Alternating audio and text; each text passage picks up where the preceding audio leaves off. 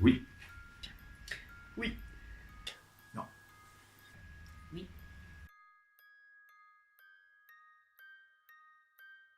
La socio-esthétique, pour moi, c'est faire des interventions, des ateliers auprès de personnes qui ont besoin de reconstruire leur image.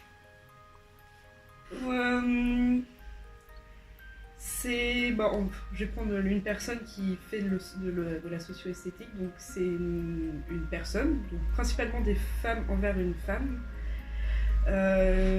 qui peut aider une personne suite à un choc physique ou psychologique avec une remise en forme grâce à des massages, la discute, des échanges vraiment personnels pour prendre confiance en soi suite à ce choc petit à petit. Je dirais le fait de se... Alors, ça va être vulgaire, mais c'est le fait de se faire pomponner pour se sentir mieux.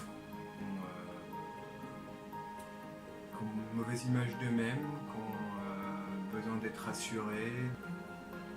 L'aspect, comme le dit son nom, le fait que c'est plus axé sur des gens qui ont un besoin de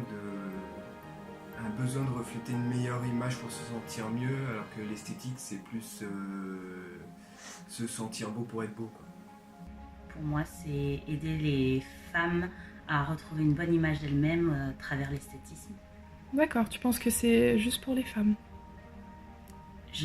Oui, effectivement, c'est vrai que j'ai employé le mot femme. Après, pour moi, l'esthétique, c'est pour tout le monde. Je connais des hommes qui vont se faire épiler, je connais des hommes qui mettent de la crème tous les jours.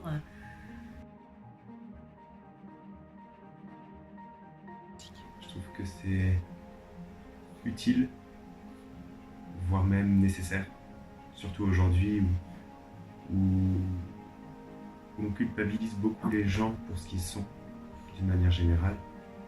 Et apporter du mieux-être via la socio-esthétique, c'est une méthode déjà qui a fait ses preuves. Et ça leur permet vraiment de se rendre compte de quoi les gens sont capables, de leur potentiel, de ce qu'ils peuvent être.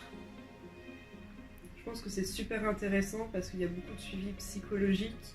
On reprend en confiance en soi psychologiquement, mais pas envers son corps.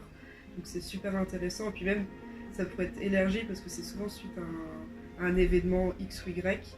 Mais même, beaucoup de personnes n'ont pas forcément confiance en eux, donc ça pourrait être élargi pour toute personne de la société au final.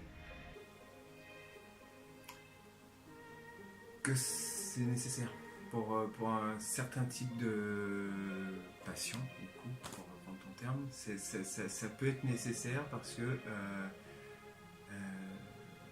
ça peut permettre à des gens qui s'ignorent eux-mêmes, justement, qui se cachent, qui essaient de se masquer, justement, parce qu'ils ne s'assument plus totalement. Prenez l'exemple du cancer du sein, justement de revivre, de s'assumer et de pouvoir revivre leur vie. Je pense que c'est un bon moyen de retrouver une bonne image de soi. C'est ne serait-ce que prendre soin de soi un petit peu tous les jours, c'est ne pas s'oublier, donc ça fait du bien en fait.